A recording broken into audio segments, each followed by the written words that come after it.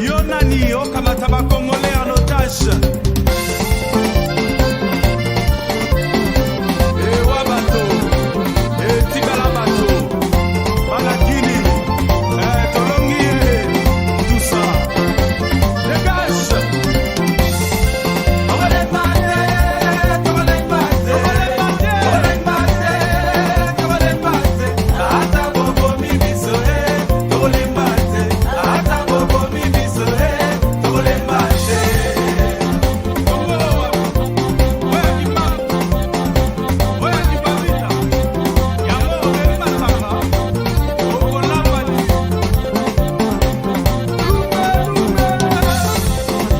L'œil du patriote du 21 septembre 2021 à lire sur www.aparico.fr.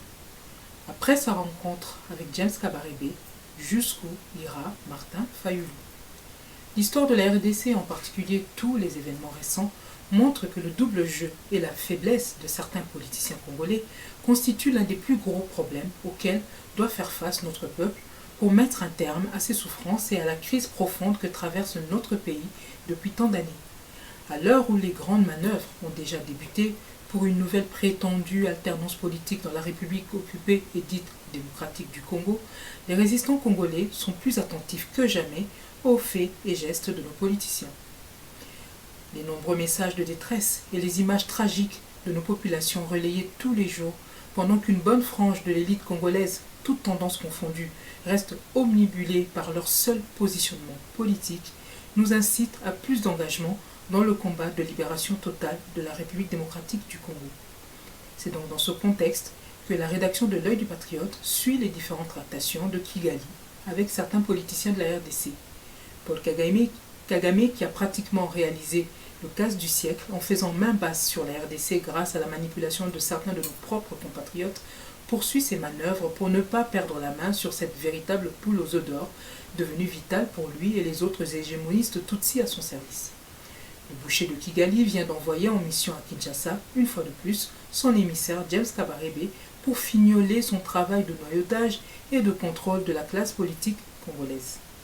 James Kabarebe a en effet pu s'entretenir avec Martin Fayulu chez ce dernier à Gombe le 12 septembre 2021 où il est arrivé à 23h45.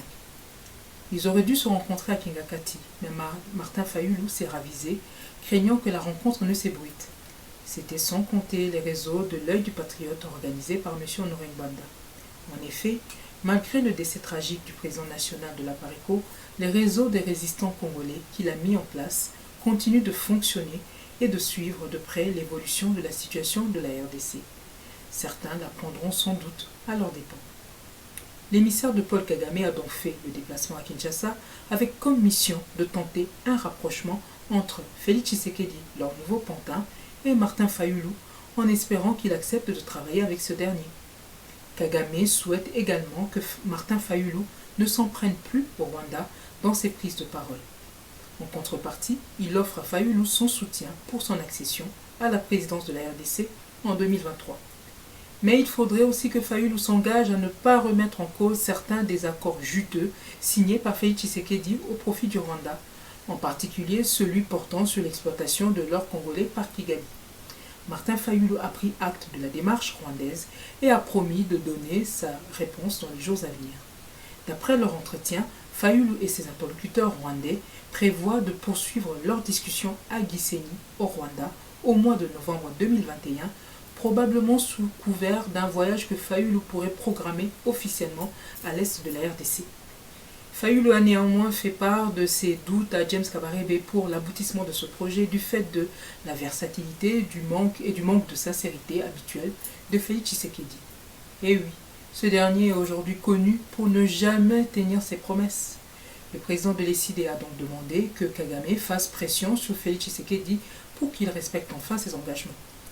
Comme nous le disions précédemment, l'œil du patriote suit de près les tractations des politiciens congolais avec Kigali. C'est ainsi que notre rédaction était déjà informée depuis le mois de juin dernier des contacts établis également entre Fayulu et Joseph Kabila. Nous les observions en silence jusqu'à présent. Joseph Kabila, craignant entre autres le rapprochement entre Jean-Pierre Bemba et Félix Tshisekedi, s'emploie à œuvrer dans l'ombre pour la chute ou l'affaiblissement de ce dernier. Mais, dans un communiqué datant du 12 décembre 2020, intitulé, je cite, « Le FCC et le CACH facilitent l'occupation de la RDC par le Rwanda et ouvrent la porte à l'affrontement Est-Ouest en RDC », M. Honoré Ngwanda, le président national de la PARECO, avait déjà informé les Congolais des autres raisons des craintes de Kabila concernant Félix Tshisekedi.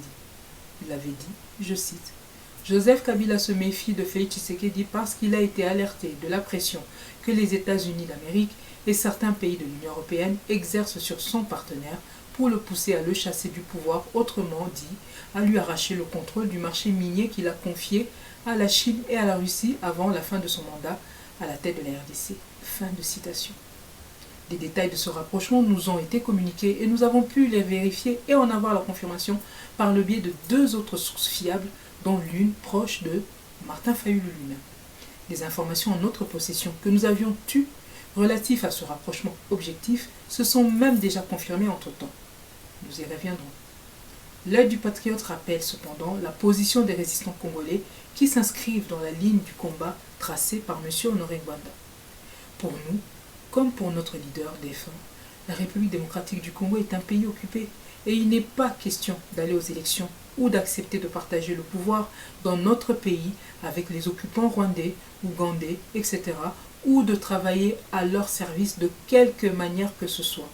De plus, comme l'a également dit M. Honoré Ngwanda dans le même communiqué du 12 décembre 2020, la PARECO considère Félix Tshisekedi comme principal traître de la nation. Fin de citation. Ainsi, Félix Tshisekedi et ses partisans qui ont choisi de collaborer avec les occupants ne sont pas au service de la RDC. Ceux qui acceptent de travailler à ses côtés sont tenus de respecter le deal qu'il a passé avec le Rwanda via Joseph Kabila pour servir au mieux les intérêts de Kagame et les lobbies qui le soutiennent. Les résistants congolais n'attendent donc rien du régime en place ou de Félix Tshisekedi qui, comme l'a si bien décrit M. Honoré Ngwanda, a trois missions principales. 1. Blanchir les occupants. 2. Endormir les Congolais. 3. Légaliser l'occupation et la balkanisation de la RDC. Mais qu'à cela ne tienne, rien n'arrêtera la résistance congolaise. À bon entendeur. Paris, le 21 septembre 2021. Candide Okeke, vice-présidente de la PARECO en charge de la planification et de la communication, l'œil du patriote, à lire sur www.apareco.fr.